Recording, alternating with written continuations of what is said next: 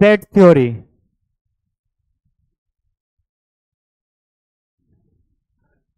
Set का मतलब सुने हो कभी? क्या सुने हो? Set of pen, set of books, है ना? Set of students. और कुछ?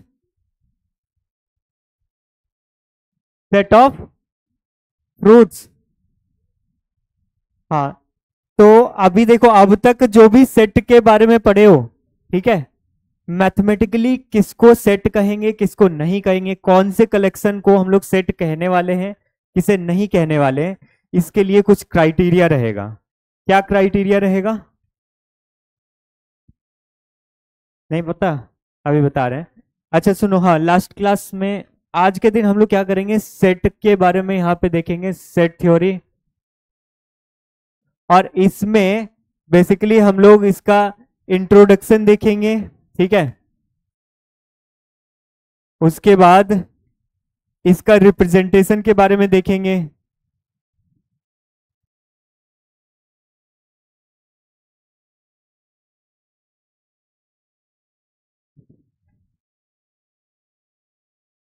ठीक है, उसके बाद टाइप्स के बारे में देखेंगे, ठीक है। उसके बाद दो सेट को एनालाइज करेंगे। हाँ देखो, यहाँ पे इसको प्रैक्टिकली रिलेट करते हैं। थोड़ा शांत रहोगे? प्रैक्टिकली रिलेट करें हैं। जैसे आप किसी नए इंसान से मिलते हो, ठीक है, किसी नए इंसान से मिलते हो तो सबसे पहले उसके बारे में जानते हो कि उसका नाम क्या है ना? और जैसे जान गए उसके बाद उससे रिलेटेड कौन कौन लोग हैं, है ना, कि दूसरे मतलब उससे रिलेटेड जो लोग हो गया। उसके बाद क्या करते हो, आप कंपेयर करते हो। एग्जैक्टली वही चीज सेट थ्योरी में करेंगे। सेट थ्योरी में क्या करेंगे, सेट क्या होता है जानेंगे, ठीक है। उसके बाद सेट सेट को सेट के बारे में हम लोग टाइप समझेंगे। जैसे कि इंसान हो गया, इंसान के बारे में आप लोग समझते हो ना, कि एक इंसान, इंसान ये होता है, कितने तरह के इंसान होते हैं, अच्छे बुरे भले, है ना? तो सेट के बारे में टाइप्स जानेंगे। उसके बाद दो सेट को रिलेट करेंगे। समझ आ रहा है? तो स्टार्ट किया जाए, हाँ या ना? तो इसको डिफाइन कैसे करेंगे? क्या चीज? एक सेकंड, थोड़ा सा शांत रहोगे? एक कलेक्शन को सेट कहेंगे, लेकिन कब कहेंगे बताओ? जब कलेक्शन वेल डिफाइंड हो, है ना? एग्जाम्पल के लिए, जैसे अगर मैं बोलूं कि इंडिया के सबसे अच्छे जो क्रिकेट प्लेयर्स हैं उनका कलेक्शन, क्या ये एक सेट होगा? नहीं, सबका पर्सपेक्टिव अलग हो सकता है। अगर मैं बोलूं कि collection of all the good students in this classroom, क्या कहना है? बहुत कोई बोल रहे सेट में कोई एलिमेंट ही नहीं है। अच्छा सुनो, तो इसको डिफाइन कैसे करेंगे? डिफाइन कैसे करेंगे? A well defined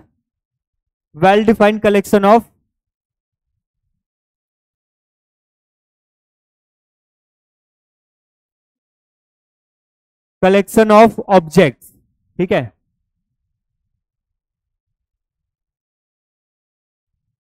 is called. देखो एक चीज, इसका इंपॉर्टेंस बहुत है। जेई मेंस में ना, अब कुछ ईयर से, पिछले कुछ सालों से, हर साल, हर बार लगातार इससे पूछा जा रहा है क्वेश्चंस, ठीक है। A well defined collection of objects is called set, ठीक है। देखो यहाँ पे well defined collection, well defined कौन है? कलेक्शन वेल डिफाइंड होना चाहिए या फिर ऑब्जेक्ट्स वेल डिफाइंड होने चाहिए? बताओ। बहुत सारे बुक में यू विल सी कि बहुत बहुत जगह ऐसा लिखा रहता है ना, वेल डिफाइंड, ऐसा लिखा रहता है कि अ collection of well defined objects. क्या वहां पे वो सही लिखा रहता है? नहीं, ऑब्जेक्ट्स वेल डिफाइंड नहीं, कलेक्शन वेल डिफाइंड होनी चाहिए, ठीक है। क्यों? अगर मैं बोलूं कि सेट ऑफ नेचुरल नंबर्स, तो नेचुरल नंबर का जो आखिरी ऑब्जेक्ट है उसके बारे में आप बता सकते हो क्या है? इन्फिनिटी। इन्फिनिटी क्या है पता नहीं है ना? तो ऑब्जेक्ट नहीं, कलेक्शन वेल डिफाइंड होता है। ठीक है, अब देखो यहां पे ऑब्जेक्ट्स क्या होते हैं और सेट को डिनोट किया जाता है, it is denoted by capital letters.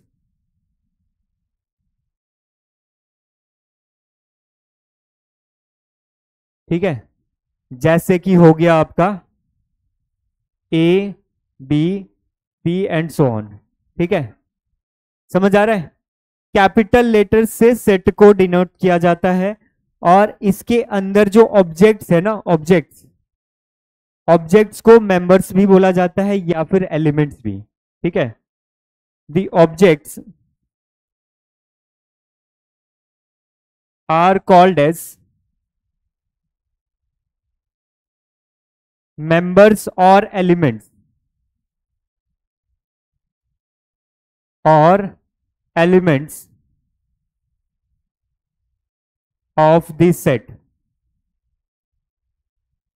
ठीक है,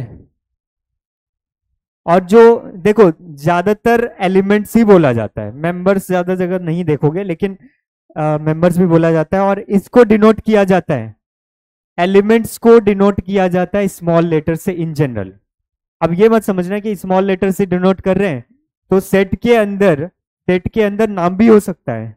जैसे मान लो कि इस क्लास में कोई टेस्ट हुआ, ठीक है, 100 मार्क्स का टेस्ट हुआ और मान लो कि 10 स्टूडेंट का 90 से लेके 100 के बीच में आया मार्क्स।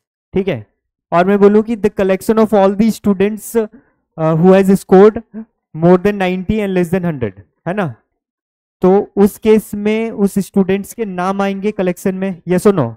वहां पे तो लेटर्स नहीं आएंगे, है ना, या नंबर्स नहीं आएंगे। तो इन जनरल हम लोग डिनोट करते हैं, जैसे कोई वेरिएबल हो गया, कोई वेरिएबल को एक्स से डिनोट कर देते हैं ना, तो डिनोटेशन के लिए we use small letters for elements. ठीक है, the elements are denoted by small letters.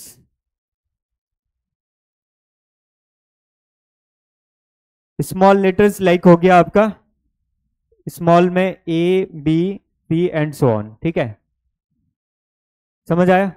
देखो साथ ही साथ लिखते जाना है। अब देखो यहां पे कोई एलिमेंट किसी सेट से बिलोंग कर रहा है, ठीक है, तो हम लोग कैसे लिखते हैं? एक साइन पहले ही हम लोग देखे थे, इफ एनी एलिमेंट, मान लो कि एक्स है, ठीक है, बिलोंग्स टू सेट ए, तो हम लोग कैसे लिखते हैं? कैसे लिखते हैं? x बिलोंग्स टू ए, ऐसे लिखते हैं। ठीक है, ये वाला साइन तो पहले ही देखे होगे, ये सुनो। तो इस तरह के और भी कुछ सिंबल्स हैं जो कि बहुत फ्रिक्वेंटली यहाँ पे यूज होने वाले हैं। ठीक है, उस सिंबल के बारे में एक टेबुलेट करके हम बता देंगे। ठीक है, जैसे कि बिलोंग्स टू हो गया, डज नॉट बिलोंग्स टू होता है। ठीक है, ये नोट हो गया?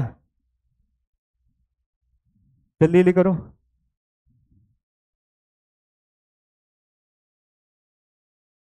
हम्म,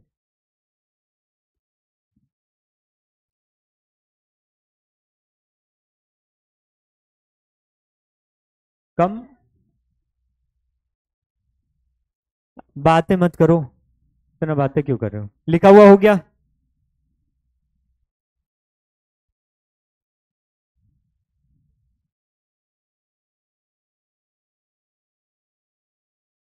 नेक्स्ट करें? देखो अभी बहुत सारे ऐसे क्वेश्चंस का प्रैक्टिस करेंगे जिसमें हम लोग चेक करेंगे कि weather a given collection is a set और नॉट, मैथमेटिकली। ठीक है, चलो देखो कुछ डिनोटेशन है जिसके बारे में हम लोग देख लेते हैं। ठीक है, सिंबल्स और यहां पे मीनिंग, जैसे कि सबसे पहले लेते हैं ये, इसके बारे में तो सबको पता है, बिलोंग्स टू। अब यहां पे एक और आता है ये डज नॉट बिलोंग्स टू।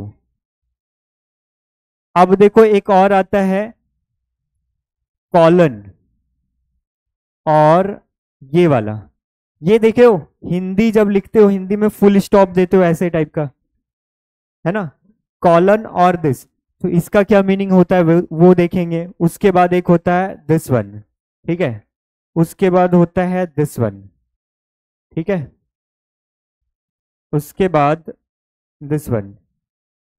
तो अब देखो यहां पे इसका मतलब होता है बिलोंग्स टू, सबको पता होगा, ठीक है। इसका मतलब होता है डज नॉट बिलोंग्स टू, ठीक है। ये डिनोटेशन यूज होगा आगे, उससे पहले ही हम आपको यहां पे टेबुलेट करके बता दे रहे हैं, ठीक है। इसका मतलब होता है सच दैट, ठीक है, सच दैट। कभी देखे होगे कि हम लोग एक्स और यहाँ पे कॉलन लिखते हैं, फिर कुछ याद आया, है ना। तो इसका मतलब होता है एक्स सच दैट, ठीक है। उसके बाद ये जो दिख रहा है वी लिख के ऐसे यहाँ पे काट दिया है, इसको बोला जाता है फॉर ऑल वैल्यूज। देखो अगर मैं बोलूं कि अगर मान लो कोई अनाउंसमेंट करना है, ठीक है, और वो अनाउंसमेंट यहाँ पे हर एक स्टूडेंट के लिए है, तो वहां पे क्या लिखेंगे, this announcement is for all x which belongs to, कौन सा रूम नंबर है ये, x belongs to students of room number 202, है ना। तो ये चीज ऐसे यूज करेंगे हम लोग, ठीक है। अब ये हो गया देयर एग्जिस्ट। अगर मेरे को बोलना रहे कि इस क्लासरूम में एक स्टूडेंट है जो कि जेई एडवांस में इतना रैंक लाने वाला है, ठीक है, तो बोलेंगे there exist student, there exist का ये वाला यूज करेंगे, समझ आ रहा है,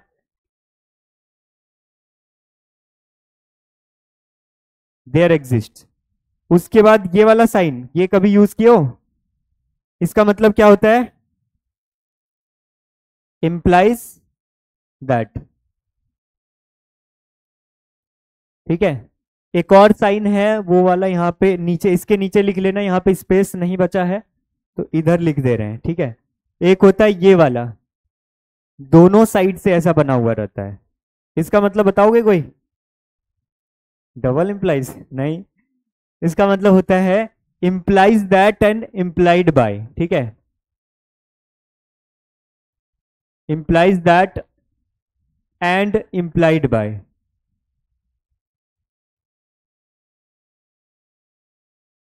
ठीक है।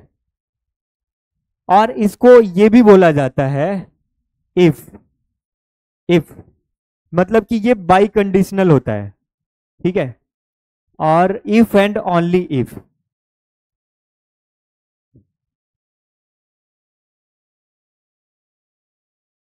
ठीक है, ये होता है। क्या ये साइन याद रहेगा, नहीं भी याद रहेगा तो भी कोई दिक्कत नहीं है, क्योंकि इतना फ्रिक्वेंटली यूज करेंगे ना कि याद हो जाएगा, ठीक है। ये हो गया कुछ सिंबल्स जो कि हम लोग सेट थ्योरी में यूज करेंगे, ठीक है। और इसको भी इसके नीचे ही लिख लेना, ठीक है, लिख लियो, वो वाला इसके नीचे लिख लेना, डन।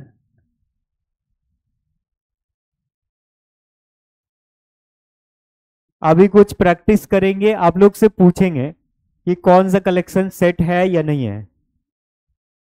अगर मैं बोलूं कि इस क्लासरूम में जो सबसे समझदार स्टूडेंट्स हैं उनका कलेक्शन, क्या वो एक सेट है, क्या,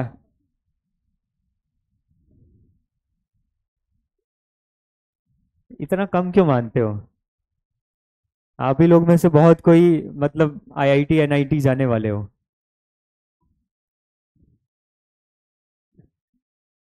क्या ये लिखा हुआ हो गया,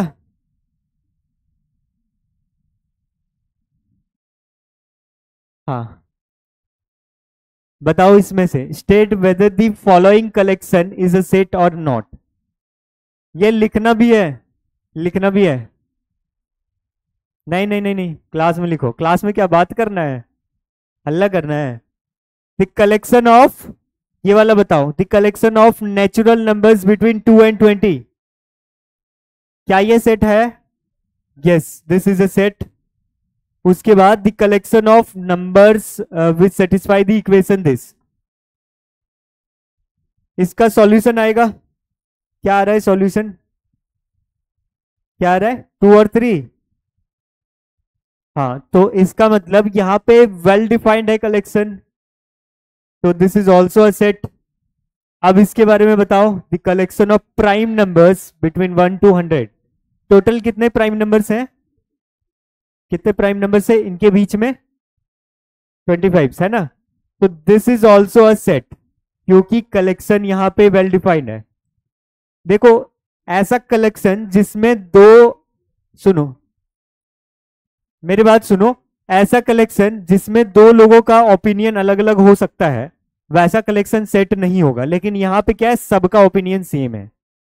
the collection of all beautiful girls in class, ये क्या ये सेट होगा? बताओ। नहीं, कलेक्शन वेल डिफाइंड नहीं है।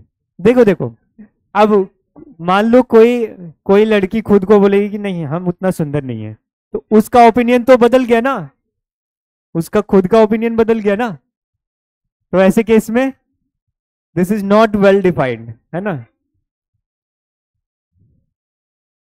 अच्छा सुनो सुनो, जो इतना खुश हो रहे हो ना, अगर यहाँ पे रहता the collection of all handsome boys in class, वो क्या होता है? वो क्या होता है? वो सेट नहीं होता। ठीक है, चलो चलो, अब आगे बढ़ते हैं। The collection of 10 most talented writers in India, ये भी सेट नहीं है ना? उसके बारे में, अब उसके बाद देखो यहाँ पे, a team of 11 best cricket batsman of the world, no, this is also not well defined. उसके बाद इसके बारे में बात करो, a collection of novel written by the writer,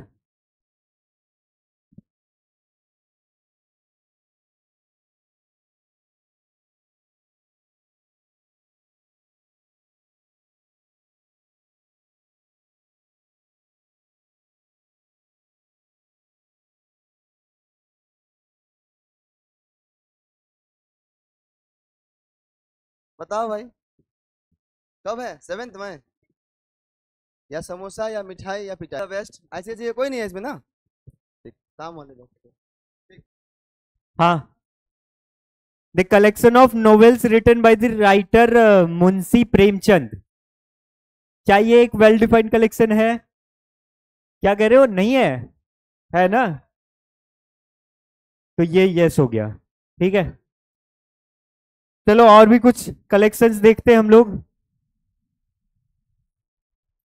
अच्छा लिख लो लिख लो। क्या ऐसा एग्जाम में आता है? अच्छा देखो, एक और क्वेश्चन देते, एक और क्वेश्चन पूछते हैं, the collection of all the circles in x y plane, क्या ये एक सेट है? कितनों को लग रहा है ये सेट नहीं है? क्यों नहीं है?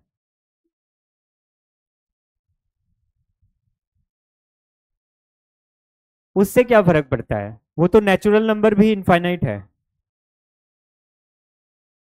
तो ऐसे में ना, अगर कभी क्वेश्चन आ जाए बोर्ड एग्जाम में या कहीं पे भी, the collection of all the straight lines या फिर ऑल दी सर्कल्स या फिर ऑल दी हाइपरबोलास, है ना, in a 2D plane is a set. ठीक है, क्यों सेट है?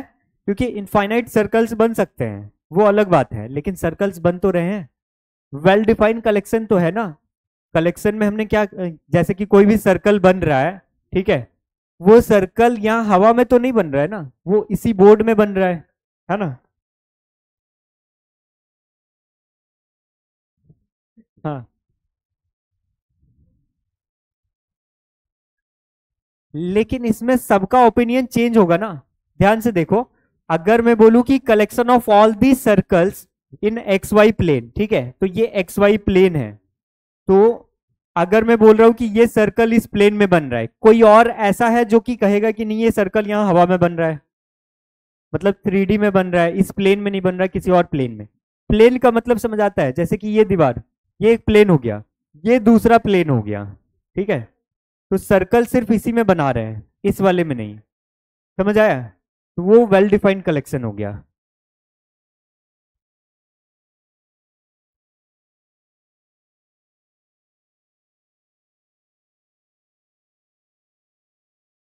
कितना आवाज कर रहे हो? हाँ सुनो, अब सेट को रिप्रेजेंट करने के जो तरीके हैं ना, उसके बेसिस पे क्वेश्चन करेंगे, ठीक है। उसके बेसिस पे जेई मेंस का इस साल का क्वेश्चन भी कराएंगे, ठीक है। लेकिन पहले वो रिप्रेजेंटेशन का तरीका समझेंगे हम लोग, ठीक है।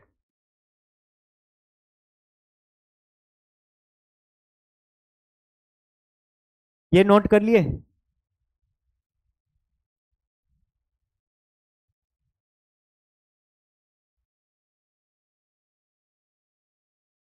सेट का जो चैप्टर है ना, ये बहुत इजी है, हर किसी को समझ में आएगा, हर किसी से क्वेश्चन सॉल्व होगा। अच्छा चलो नेक्स्ट करें। हाँ, रिप्रेजेंटेशन ऑफ सेट में दो तरीके हैं हमारे पास। पहला है रोस्टर फॉर्म। इसी फॉर्म को बोला जाता है tabular form. What does it mean? Tabular form का मतलब क्या हो गया? जैसे हम लोग बोलते हैं ना, चीजों को टेबुलेट कर देना। टेबुलेट कर देना मतलब उसको लिस्ट कर देना, है ना। तो जो भी एलिमेंट्स हैं उसको सिंपली अगर हम लोग लिस्ट कर दे, उस तरीके को हम लोग बोलते हैं roster form.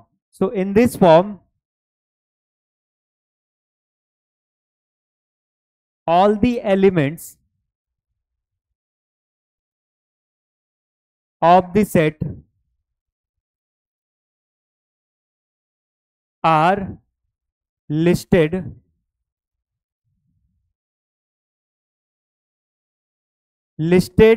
in a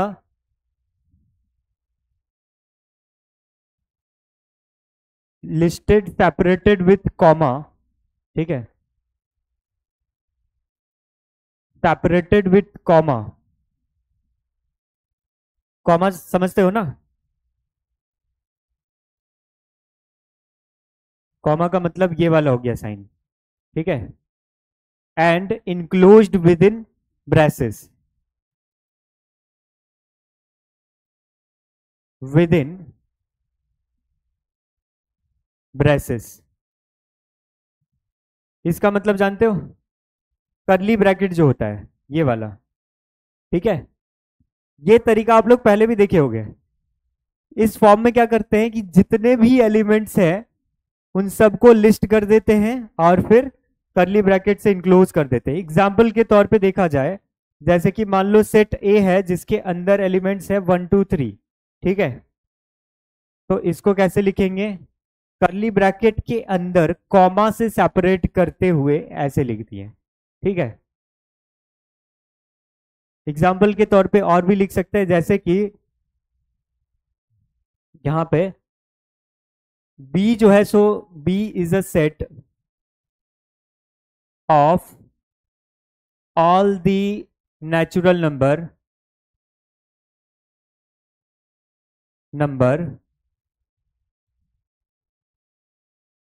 less than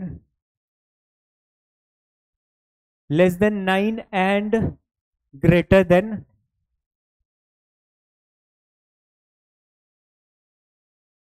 3, ठीक है। तो इसको कैसे लिखेंगे? B के बारे में क्या दे रखा है? B is a set of all the natural numbers less than 9 and greater than 3। समझ आ रहा है? 3 से बड़ा और 9 से छोटा, उन सारे नेचुरल नंबर का सेट। तो कैसे लिखेंगे? कर्ली ब्रैकेट के अंदर कौन कौन से एलिमेंट आएंगे बताओगे? 4 5 6 7 एंड 8। तो कॉमा से सेपरेट करके लिस्ट कर देना है और फिर कर्ली ब्रैकेट के अंदर इंक्लोज कर देना है। तो ये बताओ कि ये तरीका किसके लिए वैलिड होगा, कैसे टाइप के सेट के लिए वैलिड होगा? ऐसे सेट के लिए जिसमें कि आप सारे एलिमेंट्स को लिस्ट कर सको, है ना, जिसमें बहुत सारे एलिमेंट्स रहे, तो आप क्या यूज करोगे? एक और फॉर्म होता है जिसको बोलते हैं सेट बिल्डर फॉर्म, वो वाला तरीका यूज करेंगे, है ना। ये नोट हो जाए तो बताना। बस ये दोनों तरीके के बारे में बता देते हैं, उसके बाद इस पे बेस्ड बहुत सारे क्वेश्चंस कर सकते हैं, ठीक है। जैसे कि रोस्टर फॉर्म में गिवन है, इसको फिर सेट बिल्डर में कैसे कन्वर्ट करेंगे, सेट बिल्डर में गिवन है उसको रोस्टर में कैसे कन्वर्ट करेंगे, है ना।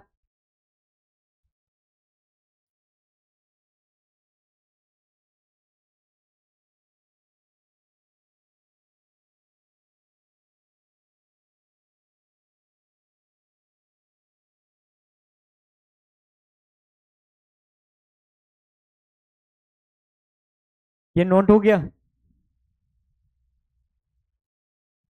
हम्म, जल्दी करो। हम्म,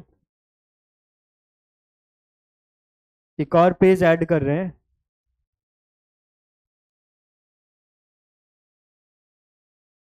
दूसरा है, दूसरा है सेट बिल्डर फॉर्म।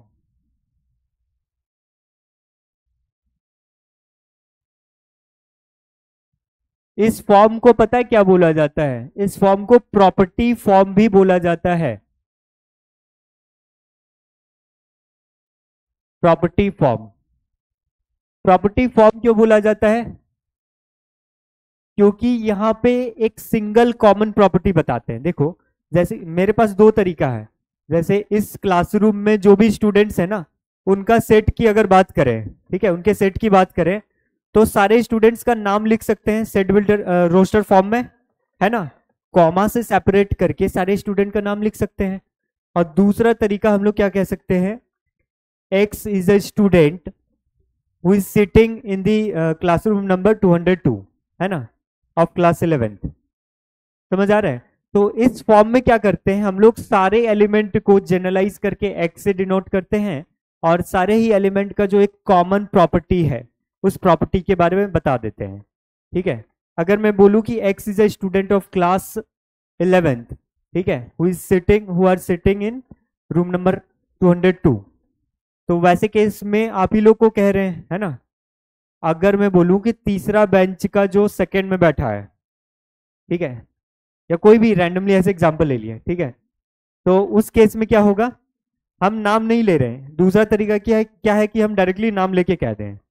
और प्रॉपर्टी वाले में क्या है कि आपको उसका प्रॉपर्टी बताना है। समझ आया? तो इस फॉर्म को हम लोग कैसे यूज करते हैं? इन this form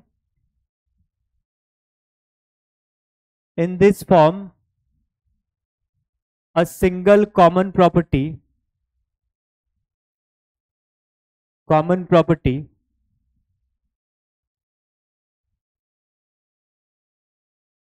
of all the elements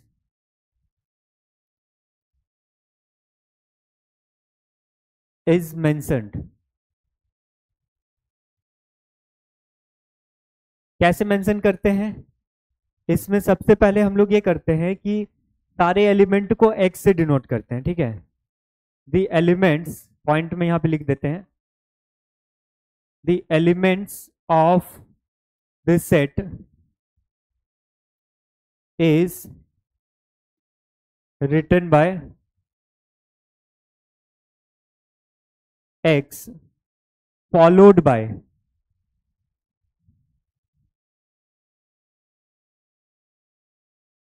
colon. Colon वाला साइन के बारे में बताए थे, ये वाला, और दिस, ठीक है।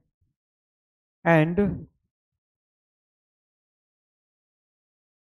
The property of all the single common property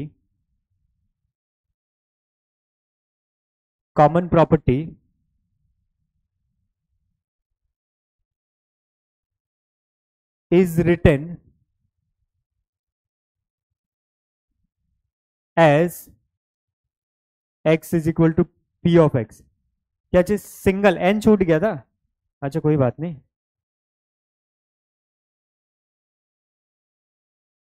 single common property is written as x is equal to p of x. देखो कैसे लिखते हैं, बताते हैं। यहाँ पे ऐसे लिखते हैं, जो सेट ए है ना, यहाँ पे ध्यान से देखो, सेट ए को करली ब्रैकेट के अंदर इसके सारे एलिमेंट्स को x से जनरलाइज कर दिया हमने, ठीक है। और सच दैट, इसको रीड कैसे करेंगे, x such that x is equal to property of x। Property में कुछ भी हो सकता है, वो डिपेंड करता है कि सेट क्या है, ये जनरलाइज्ड फॉर्म बताएं, ठीक है। जैसे एग्जांपल के तौर पे अगर लिया जाए, मान लो कि एक सेट है जिसके अंदर एलिमेंट्स है किसी क्वाड्रेटिक इक्वेशन का रूट्स, ठीक है। या मान लो कि जैसे एक सेट ए है, इसको रोस्टर फॉर्म में ले रहे हैं, 1 2 और 3 हो गया, ठीक है। इसमें क्या है, एलिमेंट्स को लिस्ट कर दिए। इसी को हम लोग प्रॉपर्टी फॉर्म में कैसे लिख सकते हैं, x such that x is less than 4 at the same time x belongs to natural number। देखो यहां पे जो कंडीशन हमने लिखा है, ये कंडीशन क्या इन तीनों के लिए ठीक है, मतलब इन तीनों के लिए वैलिड है या ना। तो इन तीनों के लिए ये कॉमन कंडीशन है, यस और नो। तो इसको क्या लिख दिया, x less than 4 x belongs to natural number. समझ आया। अब ये जरूरी नहीं है कि सिर्फ और सिर्फ एक ही तरीका होगा प्रॉपर्टी फॉर्म में लिखने का, दिस इज नॉट नेसेसरी। आप चाहो तो कोई ऐसा भी लिख सकता है, कैसा लिख सकता है, x such that x is less than equal to 3 and x belongs to natural number. कोई ऐसा भी लिख सकता है, ठीक है, इसमें कोई गलत नहीं है। और भी तरीका हो सकता है, ठीक है। तो प्रॉपर्टी फॉर्म में क्या करते हैं हम लोग, एक प्रॉपर्टी मेंशन करते हैं जो कि उसमें मौजूद जितने भी एलिमेंट्स है सबको ही फॉलो करता है, उसे करा रहे हैं। कुछ डिनोटेशन के बारे में बता देते हैं, जैसे कि कुछ हमारे पास स्टैंडर्ड सेट्स हैं, नेचुरल नंबर का हो गया, फिर होल नंबर का, उसके बारे में कहीं पे मेंशन कर देते हैं, ठीक है। ये लिख लियो, नहीं क्या चीज, नहीं देखो एक्चुअली में क्या था ना कि हम जब 11th-12th में थे ना, तो वहां पे सबसे ज्यादा स्लो हम ही थे लिखने में।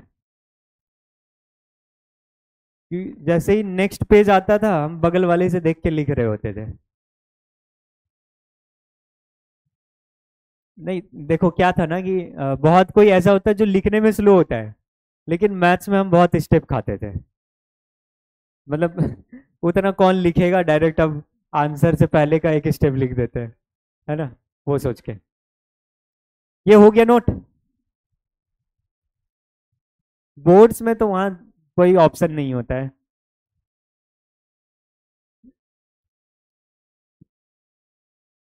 नाइन्टी टू मैथ्स में था वो। नेक्स्ट चले,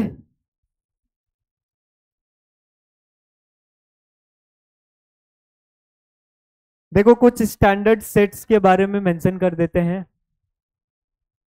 ये हो गया ना,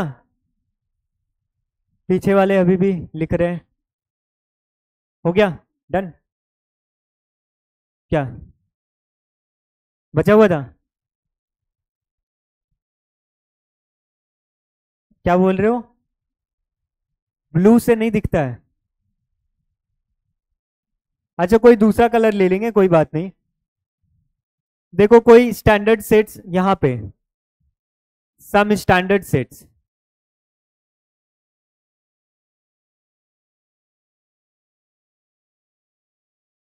कौन कौन से हैं, जैसे कि set of natural number.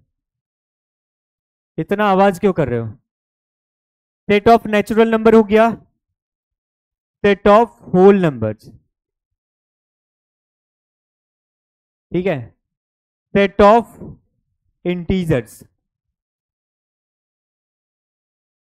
Integers में देखो और भी हो सकता है, set of positive integers, positive integers,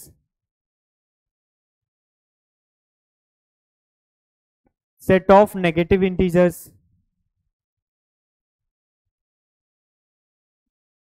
integers,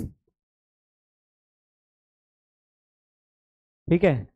फिर set of rational numbers, standard denotation है जो सेट थ्योरी में कहीं भी कभी भी यूज होगा। इसका मतलब क्या हो गया यहाँ पे, एन, कैपिटल एन से डिनोट कर रहे हैं, इसमें क्या क्या आता है 1 2 3 से लेके इनफाइनाइट तक, तो इस तरह से दिखा देना है। अब ये नहीं कि रोस्टर फॉर्म है तो सारे एलिमेंट्स को लिख देना है, सारे एलिमेंट्स को लिख सकते हो क्या यहाँ पे, नहीं ना। तो अब देखो यहाँ पे इसको कैसे डिनोट करेंगे, होल नंबर को कैपिटल डब्ल्यू से, and this is equal to 0 1 2 से लेके इनफाइनाइट तक, है ना। उसके बाद इंटीजर्स को डिनोट करते हैं जेड से, this is equal to 0 comma ±1 ±2 and so on, है ना। उसके बाद सेट ऑफ पॉजिटिव इंटीजर्स को डिनोट किया जाता है जेड प्लस से, ठीक है। इसके अंदर आ जाता है 1 2 3 एंड सो ऑन, मतलब कि ये नेचुरल नंबर ही हो गया, ठीक है। This is nothing but natural number itself. उसके बाद इसकी बात करो, सेट ऑफ नेगेटिव इंटीजर्स, इसको जेड माइनस से डिनोट किया जाता है, and this is nothing but -1 -2 -3 and so on, ठीक है। पॉजिटिव, अच्छा जीरो क्या है, पॉजिटिव या नेगेटिव, वो ना ही पॉजिटिव है ना ही नेगेटिव है, दैट्स वाई यहां पे जीरो को इंक्लूड नहीं कर सकते हैं, वो होल नंबर में रह गया, होल नंबर में, है ना। अब देखो रेशनल नंबर को क्यू से डिनोट किया जाता है, क्या पॉजिटिव भी लिखेंगे तो भी वही बात हुआ, ठीक है।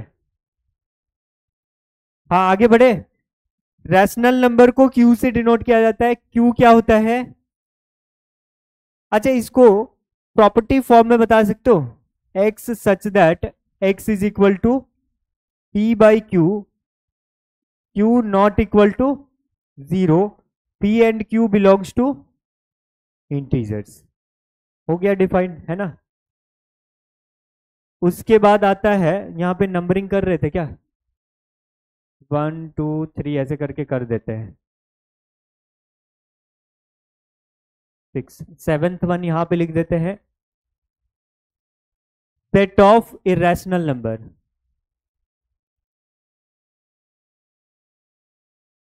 Irrational number, set of irrational number को ना क्यू सी से डिनोट किया जाता है, यहाँ पे सी ऊपर में छोटा सा, ठीक है।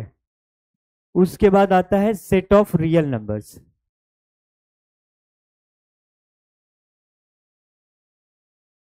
इसको डिनोट किया जाता है कैपिटल आर से, और आखिर में आता है इन सब का superior set of complex number,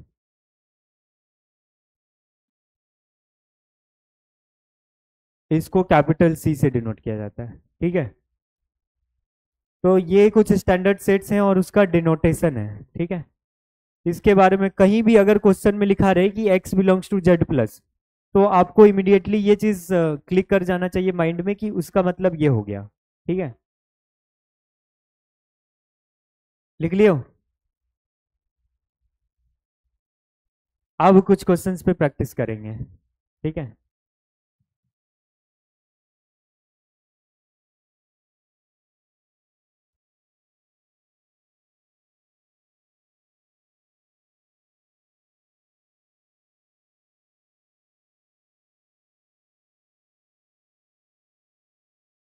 हो गया, कहाँ तक लिखे हो,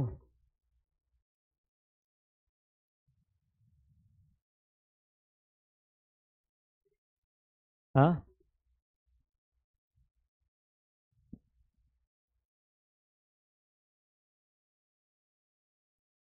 कुछ छोटे छोटे क्वेश्चंस करेंगे, आप लोग जवाब दोगे, क्या चीज, क्यों, ट्रेन छूट गया, इससे ज्यादा प्रैक्टिस करना होगा तब जाके जेई क्लियर होगा।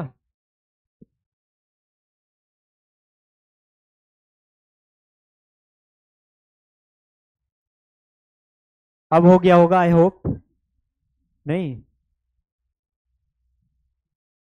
हो गया, चलो देखो यहाँ पे एक्सप्रेस सेट ए गिवन है, ठीक है। In roster form. Set A को कौन से फॉर्म में दिया हुआ है यहाँ पे, कौन से फॉर्म में, ये कौन से फॉर्म में गिवन है, सेट बिल्डर फॉर्म या फिर प्रॉपर्टी फॉर्म में गिवन है। तो आपको लिखना है इसको रोस्टर फॉर्म में। बताओ क्या क्या एलिमेंट्स आएंगे इसके अंदर, क्या आएगा, ए इज इक्वल टू क्या आएगा बताओ, 2 आएगा, 2 का स्क्वायर आएगा, 2 का क्यूब आएगा, 2⁴। क्या सारे को लिख सकते हैं, लिख सकते हैं। n belongs to natural number, infinite तक जाएगा ये। तो ऐसे करके यहाँ पे एक पैटर्न दिखा दिए हैं, उसके बाद इस करली ब्रैकेट को इनक्लोज कर सकते हैं। ठीक है, ये समझ आ गया। क्वेश्चन लिखना है, नहीं,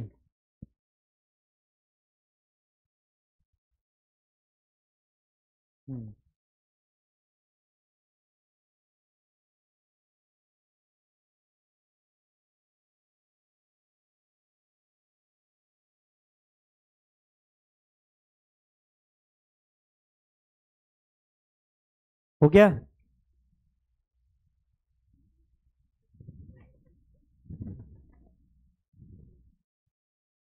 चलो दूसरा क्वेश्चन देखते हैं। ये देखो, यहां पे देखो सेट ए को कौन से फॉर्म में दे रखा है, रोस्टर फॉर्म में, और पूछ किस में रहा है इसको चेंज करने के लिए, सेट बिल्डर फॉर्म में। तो कन्वर्ट करके बताओ क्या होगा।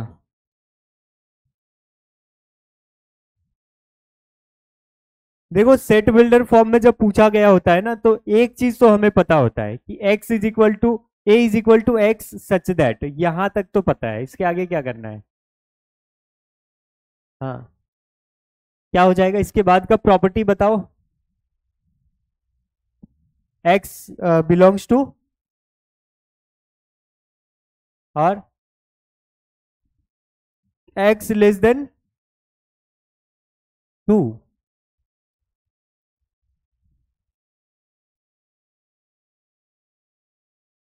बट यहां पे 3 4 कहां है, 6 7 8 कहां है, ये सब कहां है। इसके लिए कुछ और प्रॉपर्टी चाहिए। अच्छा बताओ, एक एक चीज बताओ, हाँ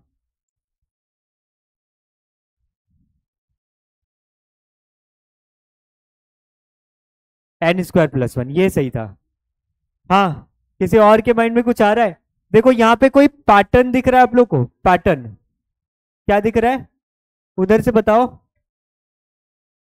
क्या, इवन ऑड, नहीं नहीं नहीं, देखो देखो यहाँ पे देखो, इसके बाद इवन में देखो, यहाँ पे इसके बाद ऑड में क्या आता, मतलब इवन में क्या आता, 6 आता, जो कि नहीं दिख रहा है, मतलब हाँ 2⁻n+1,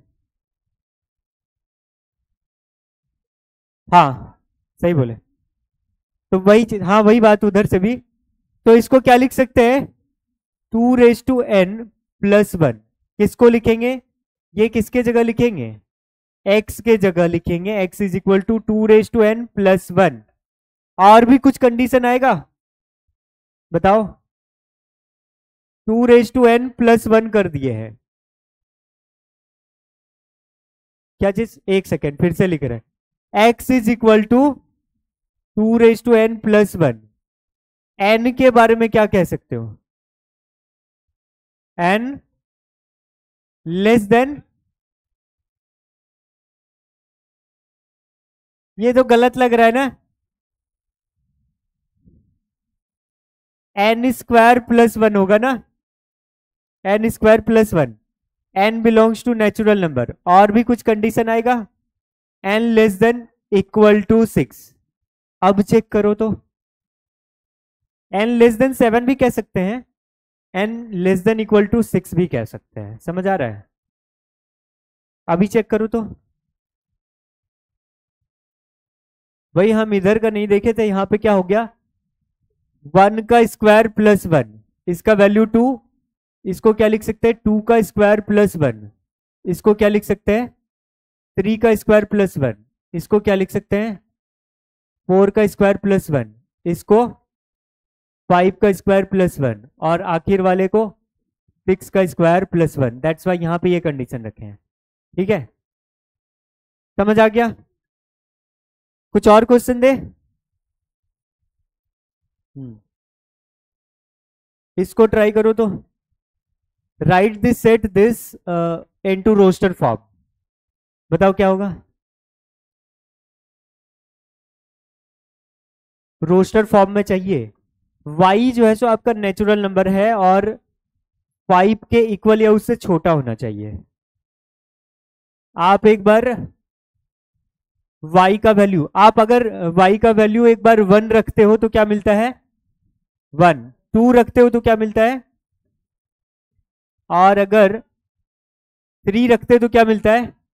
हाँ, उसके बाद हो गया? क्या हो गया? y का वैल्यू क्या क्या लेना है? ध्यान से देखो, y इज इक्वल टू 1, ठीक है, तो x इज इक्वल टू क्या आएगा? y is equal to 2। फिर इसके लिए x क्या आएगा? y इज इक्वल टू 3 ले लो। इसके लिए x क्या आएगा? y is equal to 4। इसके लिए x क्या आएगा? यहां तक जाना होगा ना। आप लोग देखें कि y इज इक्वल टू 3 लेने पे 5 आया तो छोड़ दिए, ऐसा थोड़े करना है, यहां तक जाना होगा ना। आया ना? तो क्या क्या हो जाएगा? 1 3 5 7 और 9। तो 1 3 5 7 और 9। समझ आया? ऐसा नहीं कि यहाँ 5 आ गया उसके बाद छोड़ देना है। ठीक है, एक दो क्वेश्चन और दें। इसमें कुछ कंफ्यूजन है क्या? सबको क्लियर है?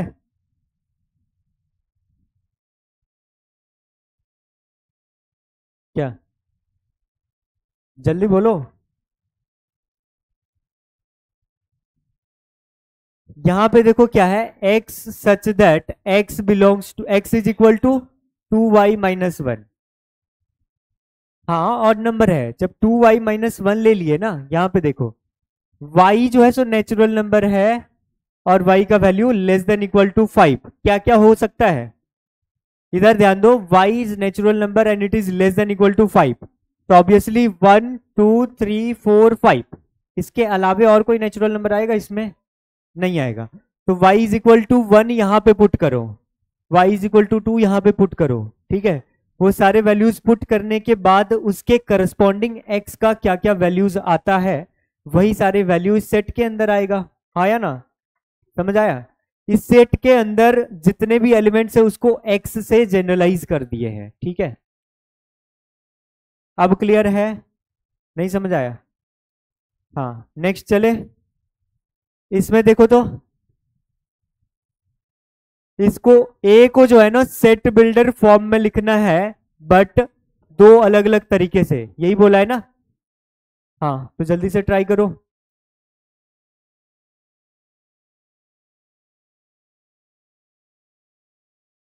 कोई पैटर्न दिख रहा है नंबर्स के बीच में? सब में +4 हो रहा है ना? ऐसा कुछ दिख रहा है? यहाँ पे +4, फिर यहां से यहां गए +4, फिर यहां से यहां +4। तो इसको जनरलाइज करके बताओ क्या होगा, है ना? a is equal to x such that, क्या लिख सकते हैं? x is equal to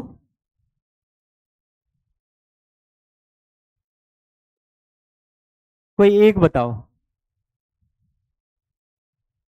n plus 4। अगर n+4 करते हैं और n का वैल्यू कहां से स्टार्ट करोगे? 3 से। n का वैल्यू 0 0 लेते हो तो 4 आता है। क्या 4 है इसमें? नहीं है ना? अच्छा ये बताओ, जो भी एलिमेंट्स है, क्या आपको वो एलिमेंट एपी में दिख रहा है? एपी में दिख रहा है? एपी का जनरल टर्म कैसे निकालते हो? कैसे लिखते हो? a plus n minus 1 into D.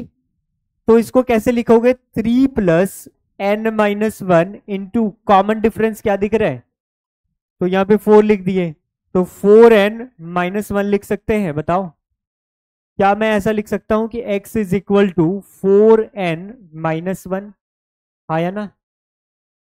अब जो है सो n का वैल्यू कहां से कहां तक रखना है, n belongs to natural number, n is less than कहां से कहां तक, यहां पे लेस देन इक्वल टू कितना हो जाएगा, 7 ले लें, देखो तो लेस देन 8 भी लिख सकते हैं। अगर इसको दूसरे तरीके से लिखना रहे, एग्जैक्टली यहां तो कॉपी करके यहाँ पे लेस देन 8 भी करेंगे, वो भी दूसरा तरीका माना जाएगा। समझ आ रहा है, तो ये हो गया। किसको समझ नहीं आया ये वाला, क्लियर है। अब कोई दूसरा तरीका बताओ, दूसरा तरीका बताओ क्या हो जाएगा।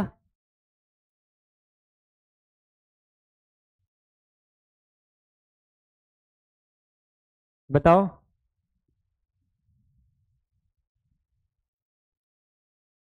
X is A is equal to x such that क्या लिख सकते हैं, एक्स इज इक्वल टू, बताओ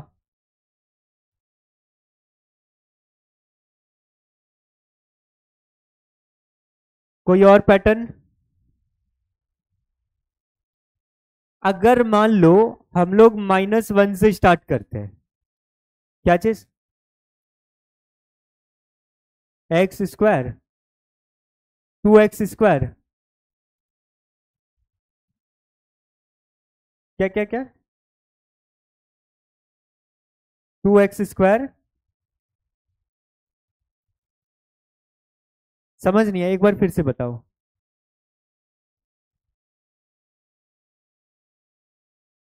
स्क्वायर,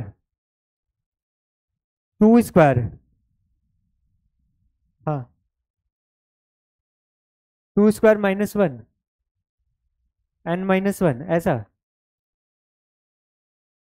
नहीं इसमें कहाँ आ रहा है, देखो n का वैल्यू क्या लोगे, 1 लोगे तो 0 हो गया,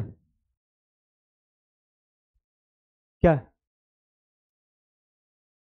2, कैसे कहना चाह रहे हो ये समझ नहीं आया।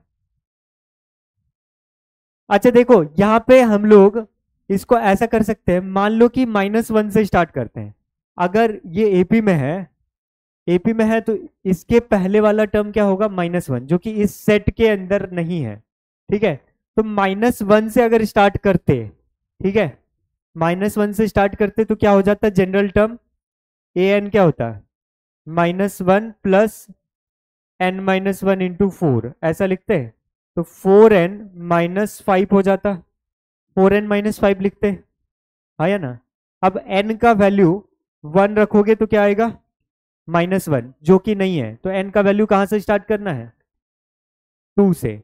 तो क्या मैं ऐसा लिख सकता हूं, x is equal to 4n-5, n belongs to natural number, कहां से स्टार्ट करना है, n का वैल्यू 2 से स्टार्ट करना होगा, यहां पे 2 रख के देखो कितना आ रहा है, नहीं समझ आया,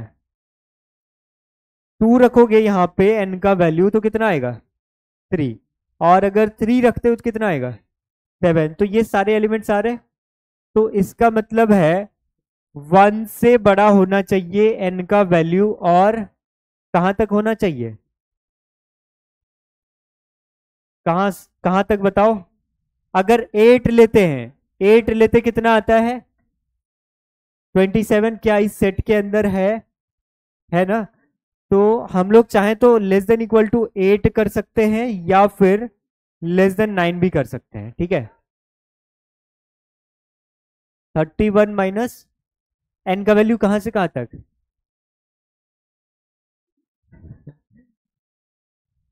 31 माइनस 4n ऐसा कह रहे हो, कहां से कहां तक n का वैल्यू, n का वैल्यू 1 ले लो, कितना आएगा 27, n का वैल्यू 2 ले लो, कितना आएगा 23, आ रहा है ना, आ रहा है, ये भी अच्छा आइडिया है। अब इसमें आखिर में क्या लेंगे, n का वैल्यू कहां से कहां तक, क्या क्या ले सकते हैं,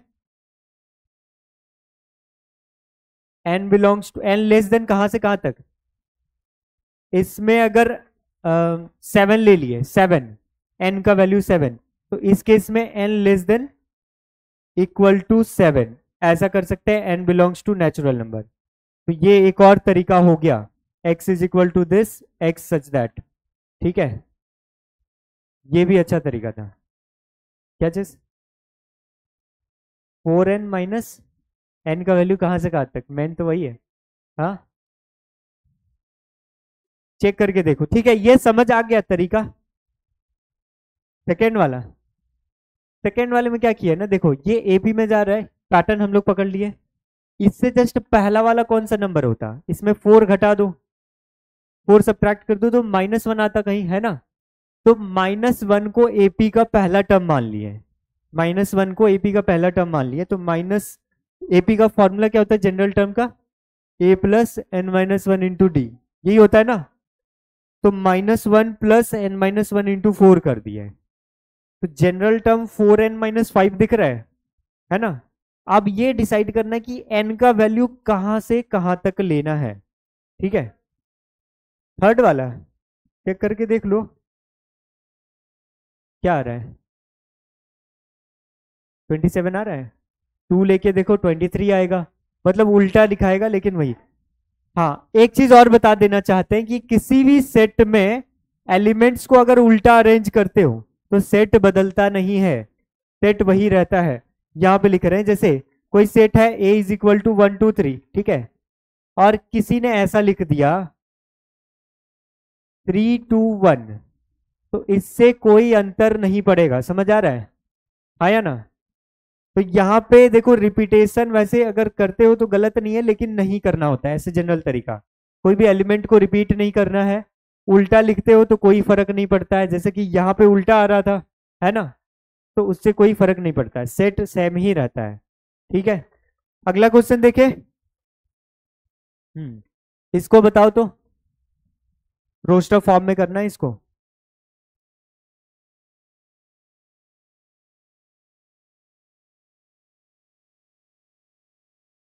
क्या क्या आएगा, x का वैल्यू लेस देन 5 है एक्स क्यूब, यानी कि जो भी नंबर्स है जो 5 से छोटा होल नंबर है उनका क्यूब चाहिए। ठीक है, क्या क्या आएगा, 0 1 8 27 64। 5 लेना है क्या, नहीं लेना है, समझ आ गया। तो यहीं तक जाएगा रोस्टर फॉर्म में, इजी था। चलो,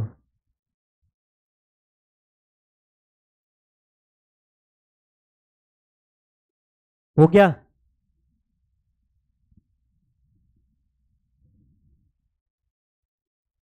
इसको ट्राई करो, right the following intervals in set builder form.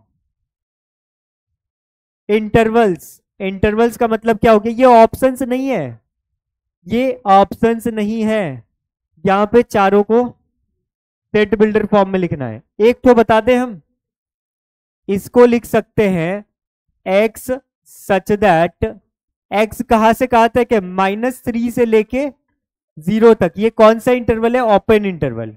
Open मतलब क्या, -3 को इंक्लूड करना है, क्या 0 को इंक्लूड करना है, नहीं करना है। So can I write -3 to 0 ऐसे करके, -3 is less than x and it is less than 0 and x belongs to real number, integer natural number नहीं, रियल नंबर, क्योंकि इसके बीच में इनफाइनाइट नंबर्स है ना। तो क्या इसको सेट बिल्डर फॉर्म में ऐसा लिख सकते हैं, बाकी सबको लिखो तो कैसा हो जाएगा,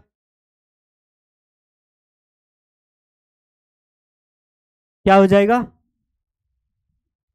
x such that 6 is less than equal to x and it is less than equal to 12, at the same time x belongs to real number। ठीक है, लिख सकते हैं ऐसा।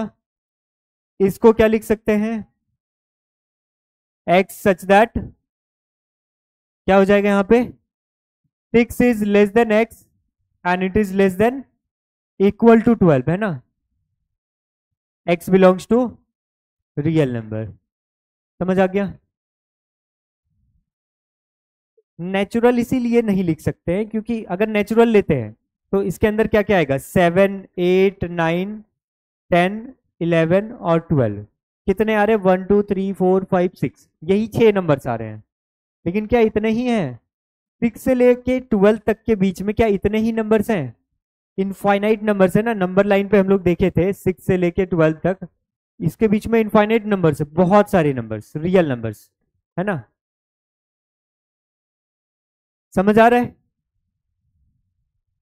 नहीं आया? इंटरवल के बारे में बताए थे बेसिक्स ऑफ मैथमेटिक्स में, इसको बताओ क्या हो जाएगा। x is such that -23 is less than equal to x and it is less than 5 at the same time x belongs to, ये चीज समझ आ गया ना, रियल नंबर क्यों ले रहे हैं। चलो हाँ, एक अच्छा क्वेश्चन देते हैं, इसको ट्राई करोगे? हाथ समेट के क्यों बैठ गए हो? ये हो गया।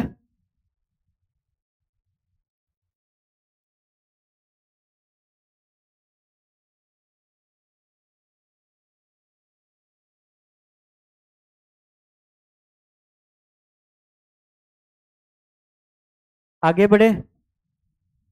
नहीं,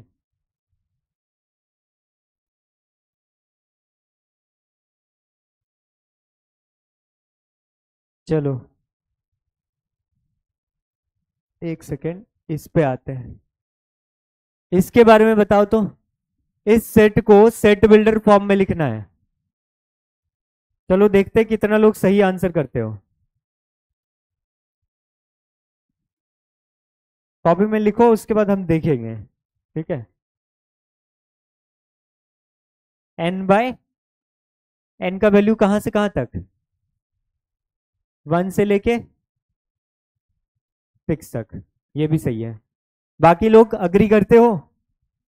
नहीं तो क्या दूसरा आंसर क्या आ रहा है ये बताओ। क्या लिख सकते हैं, x such that x is equal to n by n plus 1।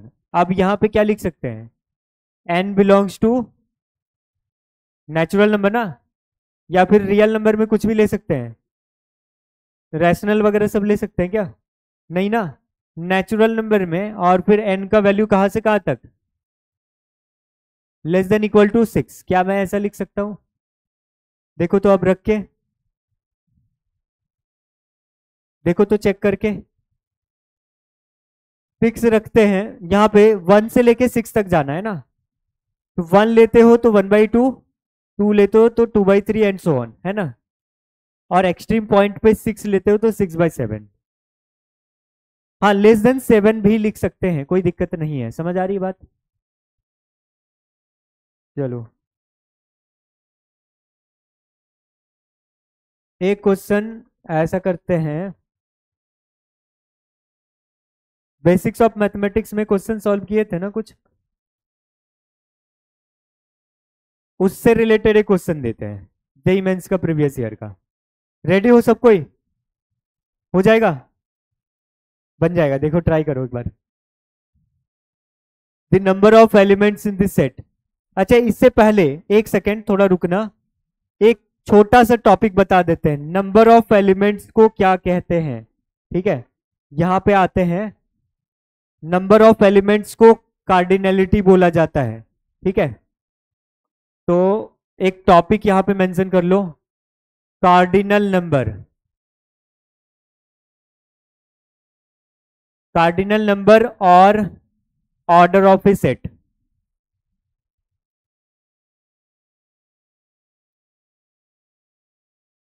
ठीक है, ये क्या होता है, किसी भी सेट के अंदर कितने एलिमेंट्स हैं उसको बोला जाता है the number of elements.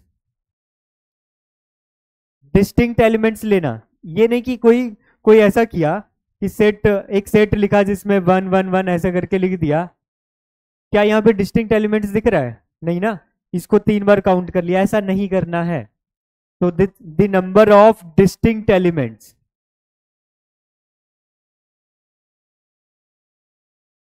in a set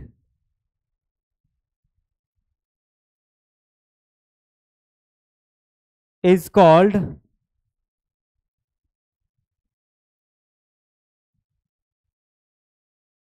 cardinal number of that set. बातें क्यों कर रहे हो?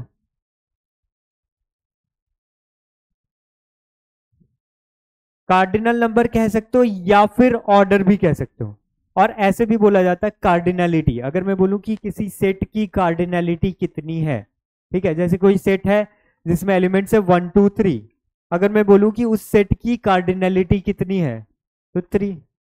डिस्टिंक्ट मतलब अलग अलग, डिफरेंट, डिस्टिंक्ट मतलब डिफरेंट भी कह सकते हैं। The number of distinct elements in a finite set is called cardinal number of that set और order of that set. Order of that set इसको डिनोट किया जाता है, इट इज डिनोटेड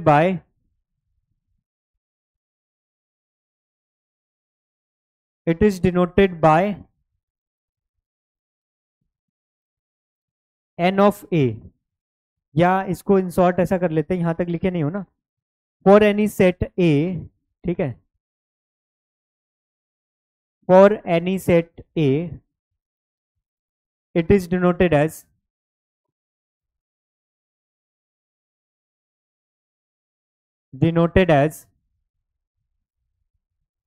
इसको डिनोट किया जाता है एन ऑफ ए से, ठीक है। एन ऑफ ए इसको रीड कैसे करोगे? नंबर ऑफ एलिमेंट्स इन ए, समझ आ रहा है? एन ऑफ ए से डिनोट करना है, इसको रीड करोगे इसको रीड करोगे नंबर ऑफ एलिमेंट्स इन ए, या फिर ओ ऑफ ए। इसका मतलब क्या हो गया? ऑर्डर ऑफ ए, मतलब कि इसके अंदर कितने एलिमेंट्स हैं, समझ आ रहा है? जैसे कि मान लो कि एग्जाम्पल के लिए ले रहे हैं, कोई सेट ए है जिसके अंदर एलिमेंट्स है x such that x square is equal to 1 and x belongs to natural number. कोई बताओगे इसके अंदर कितने एलिमेंट्स आएंगे? अगर मैं पूछूं कि number of element in set ए कितने हैं, कितना हो जाएगा? कितना? देखो यहां पे जो इक्वेशन दे रखा है वो क्या है? X square is equal to 1, इसके रूट्स क्या क्या आएंगे? प्लस माइनस 1, लेकिन एक और कंस्ट्रेंट लगा हुआ है, वो क्या है? एक्स आपका क्या होना चाहिए? Natural number. क्या -1 नेचुरल नंबर है? नहीं है ना, तो सिर्फ 1 लेंगे, यानी कि इसमें क्या लिख सकते हैं? This implies that A is equal to 1, मतलब सिर्फ एक ही एलिमेंट है, तो number of element in set A कितना हो जाएगा? 1। और भी एग्जांपल लेते हैं, जैसे कि b इज इक्वल टू है, ऐसे ले लेते हैं, x such that x plus 1 and into x minus 3 is equal to 0। यहां पे ऐसा कोई कंस्ट्रेंट नहीं लगा है, ठीक है। क्या हो जाएगा इसमें? Number of element in B कितना हो जाएगा बताओ? 2, क्योंकि इसके 2 रूट्स हैं, है ना, समझ आ रहा है? सिंपली इन जनरल ऐसे कह सकते हो कि मान लो कि इसके अंदर एलिमेंट है 2 5 7 8 9, ठीक है, तो इसके अंदर कितने डिस्टिंक्ट एलिमेंट्स दिख रहे हैं? तो एन ऑफ सी कितना हो जाएगा? 1 2 3 4 5, ठीक है, तो 5 हो गया, है ना। बी वाले में इसको सॉल्व करेंगे तो कितने रूट्स आएंगे? कौन कौन? -1 और 3। और यहाँ पे ऐसा कोई कंडीशन नहीं लगा है कि नेचुरल नंबर होना चाहिए कि क्या होना चाहिए, मतलब कि दोनों ही रूट्स को कंसिडर करना होगा, ठीक है, समझ आ गया? तो यहाँ पे हो गया 2, मतलब यहाँ पे क्या लिख सकते हैं? बी को क्या लिख सकते हैं? -1, 3, समझ आ गया? ये हो गया। अब इसका देखो करली ब्रैकेट का मतलब समझ गए ना? यहाँ पे एक था आपका इंटरवल, इंटरवल में क्या था कि 2 नंबर्स के बीच के सारे नंबर्स, लेकिन यहाँ पे क्या है? बस इन्हीं दोनों को कंसिडर करना है। समझ आया? नहीं? क्या समझ नहीं आया?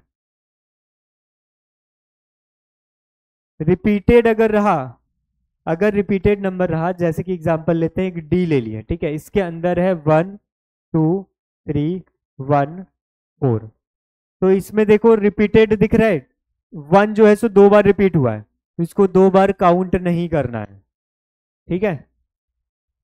क्या हो जाएगा, number of element in D क्या हो जाएगा, 4 होगा। 1 को 2 टाइम्स काउंट नहीं करना है, ठीक है। देखो हालांकि ये गलत नहीं है, लेकिन ये लिखने का सही तरीका नहीं है। समझ रहे हो कि एक ही चीज को 10 बार लिख के मेहनत क्यों करना, है ना, कम मेहनत से जब काम चल रहा हो तो। हाँ, क्या चीज, कहाँ रिपीट करना है, ये कार्डिनल नंबर। कार्डिनल नंबर क्या होता है, किसी भी सेट में कितने नंबर ऑफ एलिमेंट्स हैं उसका काउंटिंग को बोला जाता है cardinal number of that set, ठीक है। जैसे कि कोई सेट ए है, जैसे यहाँ पे सी ले लिया, ठीक है, कितने एलिमेंट्स दिख रहे हैं, काउंट करके बता सकते हो, 5। तो इसको डिनोट करने का ये तरीका होता है, इसी को बोला जाता है कार्डिनलिटी ऑफ सी बोल सकते हो, या फिर ऑर्डर ऑफ सी बोल सकते हो, या फिर नंबर ऑफ एलिमेंट्स इन सी बोल सकते हो। इन जनरल यही वाला यूज होता है, number of element in C. चाहो तो ऐसा भी लिख सकते हो, order of C, this is also equal to 5 order, ठीक है। ये समझ आ गया। अब एक और छोटा सा टॉपिक है, वो जल्दी से कर लें। देखो क्या है ना कि टॉपिक इजी है, लेकिन लिखने वाला चीज ज्यादा है। कर ले जल्दी जल्दी, आप लोग साथ ही साथ लिखते जाना, ठीक है। बहुत सिंपल सिंपल सा बात है। ये हो गया सबका, इतना जल्दी, अभी कहाँ। देखो यहाँ पे एनालिसिस ऑफ टू, उससे पहले टाइप्स ऑफ टू सेट, ठीक है, टाइप्स ऑफ टू सेट्स नहीं, टाइप्स ऑफ सेट्स। 4 तरह के सेट होते हैं। सबसे पहला होता है एम्प्टी सेट, बिना इसको बताए सबको इसका जिक्र कर रहे थे, याद करो, है ना। सबसे पहला है एम्प्टी सेट। एम्प्टी सेट क्या होता है, हाँ, इसको क्या क्या कहते हैं, नल सेट भी कहते हैं, या फिर इसको वॉइड सेट भी बोला जाता है। हाँ, वॉइड सेट भी बोला जाता है इसको। इसको डिफाइन कैसे करेंगे, a set having no element, no element is called as an empty set, ठीक है। क्या ये चीज समझ आया सबको, एम्प्टी सेट कह लो, या फिर नल सेट, या फिर वॉइड सेट। अब इसको डिनोट किससे किया जाता है, इट इज डिनोटेड बाय, इसको 2 तरीके से डिनोट किया जा सकता है। पहला तो ये 5 हो गया, दूसरा कर्ली ब्रैकेट बना के इसके अंदर कोई भी एलिमेंट नहीं डालना है, समझ आ रहा है। तो एक ये हो गया, दूसरा ये तरीका, याद रहेगा। अब देखो एग्जाम्पल देखते हैं यहाँ पे। एग्जाम्पल में जैसे कि कोई सेट ए है, A is equal to, A is equal to ऐसा लिख दिए हैं, x such that x square -4 is equal to 0 ले लिए, ठीक है, and x is greater than 5 ले लिए। एट द सेम टाइम एक और कंस्टेंट ले लेते हैं, x belongs to real number. बताओ इसका रूट्स क्या क्या आ रहा है, इसके रूट्स क्या क्या आ रहे हैं, एक्स इज इक्वल टू +-2, और यहाँ पे ये कंस्टेंट दे रखा कि एक्स आपका 5 से बड़ा होना चाहिए। क्या ऐसा कोई पॉसिबल है, नहीं है ना, और रियल नंबर भी होना चाहिए। तो simply we can write A is equal to 5, ठीक है।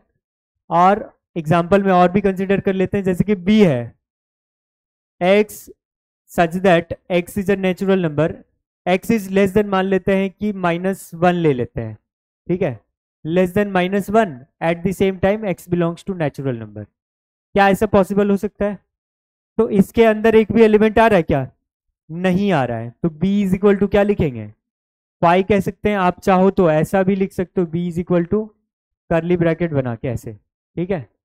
तो ये कैसा सेट हो गया, एम्प्टी सेट। उसके बाद आता है आपका सिंगलटन सेट। सिंगल का मतलब जानते हो? सिंगलटन सेट जो जिसके अंदर सिर्फ एक ही एलिमेंट हो, है ना? तो इसको डिफाइन कर सकते हैं इजीली। ये सब में किसी को कोई ऐसा है जिसको समझ नहीं आ रहा हो? आ रहा है ना? कहाँ पे नहीं आया? ये वाला, ये दोनों, ये वाला 2 नंबर। अच्छा ये सिंगलटन अभी तो बता ही रहे ना। सिंगलटन सेट क्या हो गया? एक ऐसा set, a set having only one element is called as singleton set. समझ आ रहा है? अब यहां पे देखो, इसको डिनोट करने का ऐसा कोई तरीका नहीं है, ऐसा कोई डिनोटेशन नहीं है जैसा यहां पे था। समझ आ रहा है क्या चीज? हाँ, एग्जाम्पल के तौर पे जैसे ऐसा लेते हैं, a इज इक्वल टू है x such that x square is equal to 1 है, x belongs to natural number. ठीक है, बताओ इसको रोस्टर फॉर्म में लिखोगे तो क्या क्या आएगा इसमें? सिर्फ 1 आएगा। तो we can write a is equal to 1। ये कैसा सेट हो गया? सिंगलटन, है ना? ठीक है, सिंगलटन सेट। समझ आ रहा है? कोई और भी एग्जांपल दे सकते हो? जैसे b इज इक्वल टू, बताओ। अच्छा इसके बारे में बताओ, क्या ये सिंगलटन है? कितनों को लग रहा है कि है, कितनों को लग रहा है कि नहीं है? पहले ये बताओ कितनों को लग रहा है कि नहीं है? ये सिंगलटन नहीं है। क्यों नहीं है? क्यों है? जिन लोगों को लग रहा है कि है, क्यों है ये बताओ। क्या चीज? ए थोड़ा सा शांत हो जाओ, कुछ बोलो। हाँ ये बात सही बोले। यहां पे देखो करली ब्रैकेट के अंदर कुछ है। ए, इसका मतलब कुछ नहीं होता है, लेकिन एक चीज सुनो, ध्यान दो यहाँ पे। ये क्या है? एक सिंबल है ना? करली ब्रैकेट के अंदर अल्फा बीटा गामा डेल्टा कुछ भी हो सकता है, तो ये भी उसी तरह का एक सिंबल है। तो करली ब्रैकेट के अंदर कुछ तो है, खाली नहीं है वो, है ना? एक ही है। देखो बहुत जगह, देखो बहुत जगह ना फाई से हम लोग एंगल वगैरह डिनोट करते हैं, है ना? तो डिनोट करने के लिए एक सिंबल यूज हो रहा है ना, तो करली ब्रैकेट के अंदर एक सिंबल है ना। समझ आया? सिंगलटन सेट हो गया ये, क्योंकि इसके अंदर एक एलिमेंट है। अब भले ही इसके अंदर का जो यहाँ पे एलिमेंट है ना, वो एक सेट है। ठीक है, एक चीज ध्यान से सुनो, सेट के अंदर भी सेट हो सकता है। समझ आ रहा है? सेट के अंदर भी सेट हो सकता है। क्या चीज? हाँ,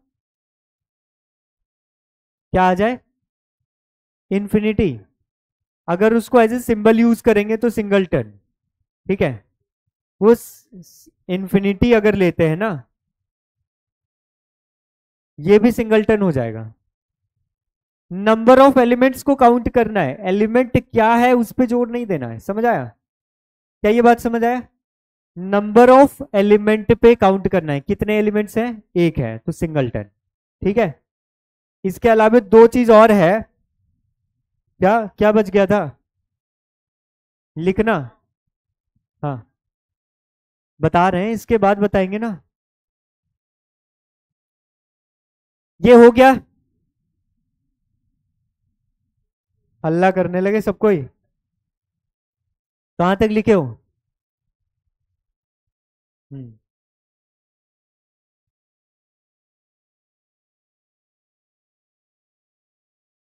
नेक्स्ट चले। कहाँ थे? हाँ देखो यहाँ पे तीसरा है फाइनाइट सेट। हल्ला मत करो।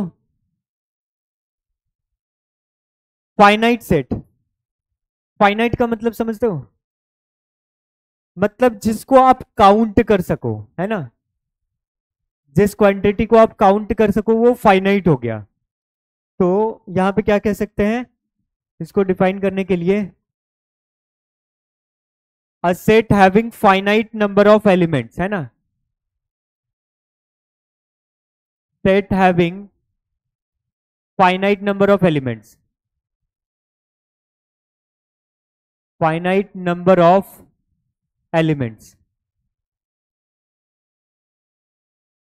is called as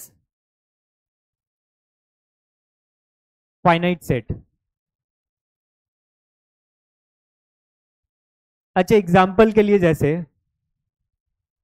इसमें भी डिनोट करने के लिए कोई सिंबल यूज नहीं हो रहा है, ठीक है। एग्जाम्पल के लिए जैसे ये ले लिए 1 2 3 और यहाँ पे ले लेते हैं 4, बस इतना। तो इसमें देखो काउंट कर पा रहे हैं फाइनाइट सेट, ये सिंपल एग्जाम्पल हो गया ना। एक और लेते हैं x such that 1 is less than x and it is less then 10⁻100, ठीक है। 10⁻100 समझ रहे हो कितना बड़ा नंबर है, चलो इसको 1000 कर देते हैं। x belongs to natural number. अब बताओ क्या ये फाइनाइट सेट है, बताओ। लेकिन यहां पे देख रहे हो 10⁻1000 तक गया है, 10⁻1000 ये बहुत बड़ा नंबर होगा, है ना। लेकिन उससे मैटर नहीं करता है आप काउंट कर पा रहे हो कि नहीं कर पा रहे हो। अगर आपसे कोई पूछे कि इस सेट के अंदर टोटल कितने एलिमेंट्स हैं, कितने एलिमेंट्स हैं, मतलब आप इनका डिफरेंस निकाल लोगे सिंपली, है ना। काउंटिंग तो आप बता पा रहे हो, तो इसका मतलब ये कैसा सेट हो गया, फाइनाइट या इनफाइनाइट, फाइनाइट सेट। समझ आ गया ना। ऐसा टाइप का अगर कहीं दिख जाए इसको हम लोग बोलेंगे फाइनाइट सेट। अगर सेट ऑफ नेचुरल नंबर के बारे में बात की जाए, क्या उसमें काउंट कर सकते हो नंबर ऑफ एलिमेंट्स, नहीं ना, तो उसको बोलेंगे हम लोग इनफाइनाइट सेट, ठीक है। इनफाइनाइट सेट के बारे में भी यहां पे बता दे रहे हैं। चौथा, इनफाइनाइट सेट कैसा सेट को कहेंगे इनफाइनाइट, अ set having infinite elements,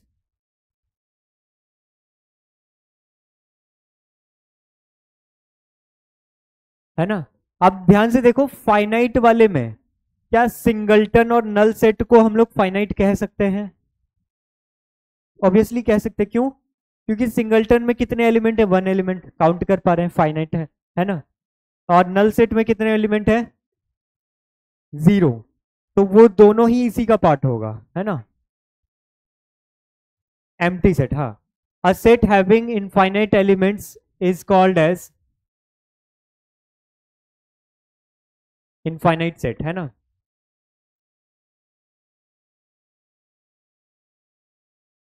example के तौर पे अगर देखा जाए, जैसे कि मान लो x such that 0 is less than x and it is less than 3 ले लिए, ठीक है। x belongs to real number, ये कैसा सेट हो गया, 0 से 3 के बीच कितने रियल नंबर है, इनफाइनाइट है। समझ आ गया। जैसे कि एग्जाम्पल में ये ले सकते हैं नेचुरल नंबर, है ना, नेचुरल नंबर हो गया, फिर इंटीजर हो गया, होल नंबर हो गया, ये सारे क्या है, रियल नंबर। ये सब क्या है, होल नंबर इनफाइनाइट सेट नहीं होगा, W से डिनोट कर रहे हैं। समझ आ गया।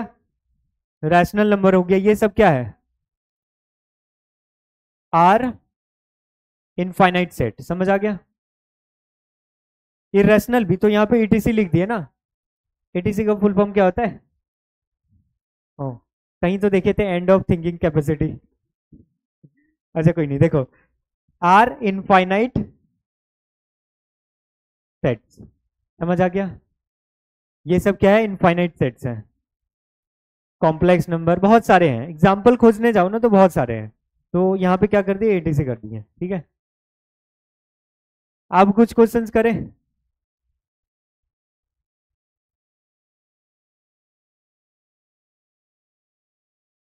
तो क्वेश्चन करना है कि पहले वो सब जानना है, एज पर योर विश।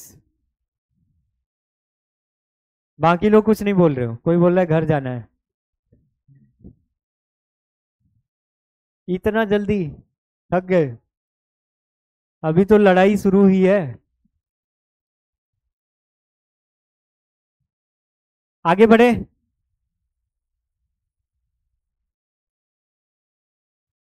कभी देखना पैरामिलिट्री का जो ट्रेनिंग होता है कितना टफेस्ट होता है, और हम लोग एसी में बैठ के भी थक जा रहे हैं।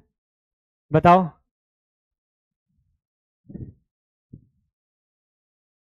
चलो इसको ट्राई करो।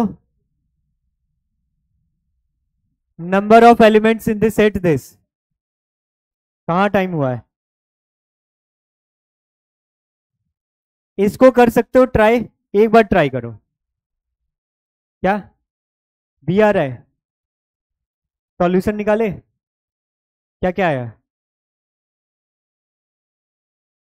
-6 और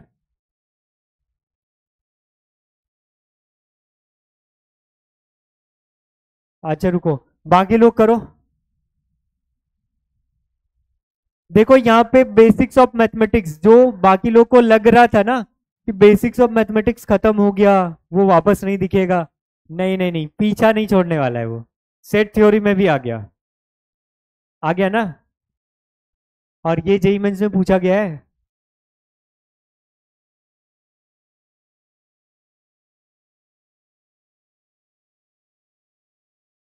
मॉड के केस में क्या करते थे? देखो आसान वाली बात यह है कि यहाँ पे इक्वालिटी है, इनइक्वालिटी नहीं है। इनइक्वालिटी दे देता और पूछता कि इंटीग्रल सॉल्यूशंस कितने हैं, ठीक है, तो वहां पे थोड़ा सा दिक्कत हो जाता है।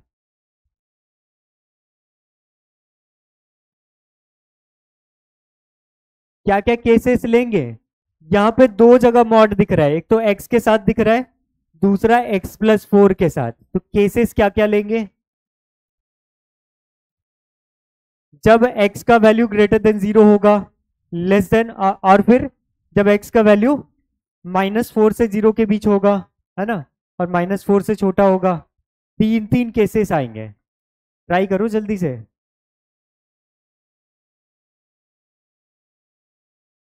मैथ्स में अगर पेन नहीं चलाओगे तो फिर कैसे बनेगा, बताओ। आधा काम पेन का होता है। बहुत सारे क्वेश्चन ना देख के लगता है कि नहीं बनेगा, ठीक है, जैसे ही एक स्टेप आगे बढ़ते हैं ना लिख के, बहुत आसान हो जाता है वो, ठीक है।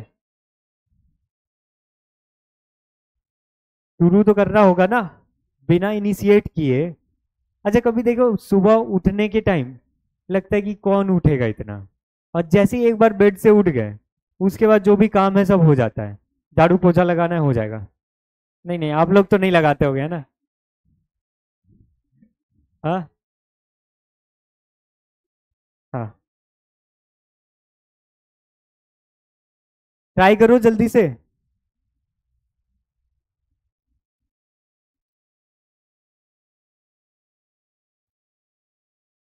गिव अप कर दिए क्या? चलो अब शांत हो जाओ। आप लोग कोई भी कोशिश नहीं कर रहे हो, बहुत डिमोटिवेटिंग लगा ये चीज। देखो यहाँ पे एक ये हो गया, दूसरा ये हो गया, है ना, तो दो दो केसेस लेना है। नंबर लाइन पे अगर देखा जाए, यहाँ शांत हो जाओ सब कोई। नंबर लाइन पे अगर देखा जाए, एक है इसके लिए ये 0 कब हो रहा है? -4 पे। ये 0 कब हो रहा है? 0 पे। ये 0 पे 0 हो रहा है ना। इस इंटायर को मत देखो, इसको देखो। मॉडुलस फंक्शन कब इसके आगे माइनस लगाएगा कब नहीं लगाएगा, ये किस पे डिपेंड करेगा कि मॉड के अंदर वाला कब पॉजिटिव है कब नेगेटिव है। समझ आ रहा है? तो मॉड के अंदर ये जो माइनस यहाँ पे x+4 है, ये कब नेगेटिव होगा आपका? नेगेटिव कब होगा? जब हम लोग यहां से यहां का वैल्यू लेंगे तब। तो पहला केस क्या मानेंगे? x लेस देन -4, ठीक है। जब x लेस देन -4 लेंगे तो ये वाला क्या होगा? नेगेटिव या पॉजिटिव? मॉड के अंदर नेगेटिव। उसको मॉडुलस फंक्शन पॉजिटिव बनाने के लिए क्या करेगा? माइनस से मल्टीप्लाई करेगा। So can I write this as -x, और यहां पे क्या हो जाएगा? -3 इंटू, यहां पे क्या लिख सकते हैं? क्योंकि -4 से छोटा ले रहे हैं तो इस मॉड के अंदर वाला नेगेटिव है, मॉडुलस फंक्शन उसको क्या करेगा, माइनस से मल्टीप्लाई करेगा. So can I write minus of x+4, क्या मैं ऐसा लिख सकता हूं, and this is equal to 6. हाँ या ना, 6 ही है ना. अब यहां से माइनस कॉमन लो, यहां से माइनस कॉमन लो, तो क्या हो जाएगा, x+3 into x+4 is equal to 6. यहां से सॉल्व करके x के दो वैल्यूज आएंगे, क्या क्या वैल्यूज आ रहे हैं, -6, सही से सॉल्व किया हो, -6 और भरोसा है, बहुत भरोसा है, टेंशन मत लो, -1 ये आया. अच्छा, किसका आंसर आया था ये, -1 नहीं. हाँ देखो यहां पे ध्यान से देखो, इसका रूट्स क्या क्या आया,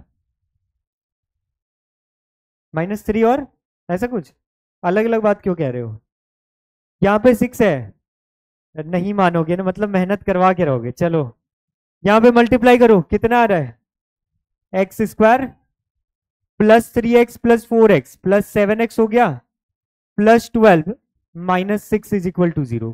क्या ये स्टेप समझ आया, किसको नहीं आया, हाँ. माइनस यहां से कॉमन लो और यहां से भी, दोनों को मल्टीप्लाई कर दो, क्या हो जाएगा, प्लस होगा, यहाँ पे x+3, यहाँ पे x+4. Now is this clear, यहाँ पे क्या हो जाएगा, x² +7x+6, ये हो जाएगा, ये समझ आया क्या, इससे माइनस कॉमन लिए, -1 बाहर आया, इससे माइनस कॉमन लिए, तो -1 इंटू -1 कितना हो जाएगा, +1. वही तो किए हैं, नहीं समझ आया, यहां से क्वाड्रेटिक फॉर्मूला लगाओ, क्या आ रहा है, roots x is equal to -6 और -1, ये आ रहा है. ठीक है, तो अब ये बताओ कि इस कंडीशन को इसमें से कौन सा रूट सेटिस्फाई कर रहा है, हाँ कौन सेटिस्फाई कर रहा है, हाँ. थोड़ा शांत हो जाओ, हाँ यहां भी तो माइनस है, दो माइनस को मल्टीप्लाई करने से क्या होता है, प्लस होता है ना. तो अब यहां पे ध्यान दो, ये क्या कह रहा है, x का वैल्यू लेस देन -4 होना चाहिए, यहां पे क्या आ रहा है, -6 और -1, इसमें से किसको कंसीडर करें, -6 को. तो एक रूट मिला -6, इसको येलो कलर से हाईलाइट कर देते हैं, ठीक है, -6 को कंसीडर किए. अब अगला केस कौन सा है, अगला केस इस इंटरवल में, इसको क्या बोलेंगे, -4 is less than x and it is less than 0. तो -4 से यहां पे इक्वालिटी भी ले लेते हैं, चलेगा ये वाला केस, समझ आ रहा है. इस इंटरवल के अंदर ये पॉजिटिव होगा कि नेगेटिव, बताओ क्या होगा, नेगेटिव होगा. और ये वाला खुद से चेक करके देख लो ना, -4 से 0 के बीच -3 आता है, -3 रखो यहां पे, ये पॉजिटिव या नेगेटिव, पॉजिटिव, तो सिर्फ ये नेगेटिव हो रहा है, ठीक है. तो उसको पॉजिटिव बनाने के लिए मॉड्यूलस फंक्शन क्या करेगा, माइनस से मल्टीप्लाई करेगा. अब बताओ, ये तो पॉजिटिव है ऑलरेडी, है ना, क्यों पॉजिटिव है, इस इंटरवल में कोई भी नंबर लेके देख लो पॉजिटिव है, तो यहां पे मॉड्यूलस फंक्शन इसके साथ कुछ नहीं करेगा, and this is equal to 6. समझ आ रहा है, यहां पे देखो क्या आएगा, यहां से x का वैल्यू आया है, कोई सॉल्व कियो, बताओ, नहीं कियो, रियल नहीं आ रहा है, मतलब यहां पे नो रियल सॉल्यूशन, या सिंप्लीफाई कह सकते हैं, है ना, क्या करके देख लियो ना.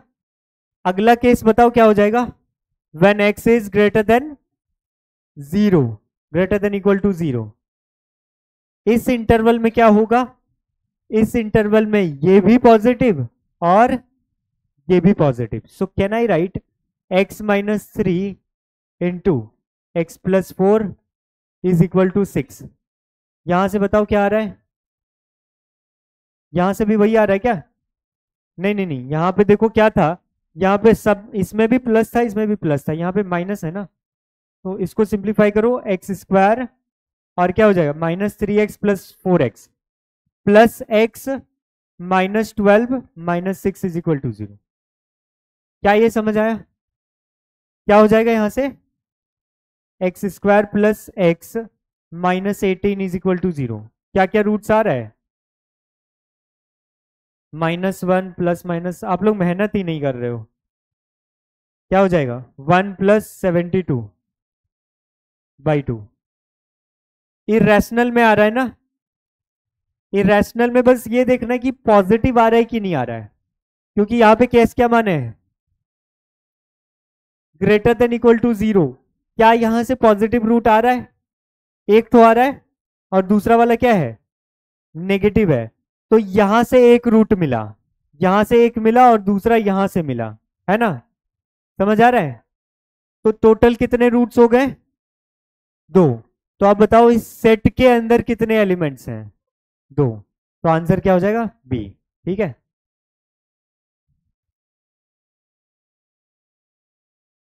उधर क्या कर रहे हो, एक क्वेश्चन दे, इस साल का, इस साल का देते हैं ये, इसको घर से ट्राई करोगे, आप देख सकते हो कि हर साल इस चैप्टर से पूछा जा रहा है, लेकिन मेहनत कोई नहीं कर रहे हो। शिकायत करना बहुत आसान होता है, मेहनत कोई नहीं कर रहे हो। देखो यहाँ पे ए में कितने एलिमेंट्स हैं, 10 एलिमेंट्स हैं, 1 2 3 से लेके नेचुरल नंबर यहाँ पे 10 तक है ना। और क्या दे रखा है, बी के बारे में दे रखा है, ठीक है। अच्छा ये बताओ कितने लोग ये जानते हो जीसीडी, जीसीडी क्या होता है, एचसीएफ, एचसीएफ सुने हो ना, वही ये जीसीडी है, ठीक है। इसको नोट कर लो जल्दी से, क्या पीपीटी अभी लिख लो ना, बाद में क्यों अलग से टाइम वेस्ट करना।